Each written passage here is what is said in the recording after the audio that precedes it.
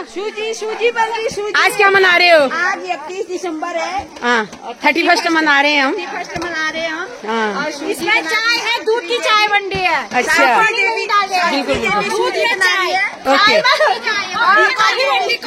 अरे वाह, देखो हमारे गांव में खूब इतना घी है। इतने लोटों में दूध आया है, इतने बर्तनों में घी आया है। प्योर घी में बन रही है ये। जिनकी भैंस प्याई हुई है सब घी लाए हैं। इतना है। अरे दिखा दी, ठीक है ठीक है ठीक है।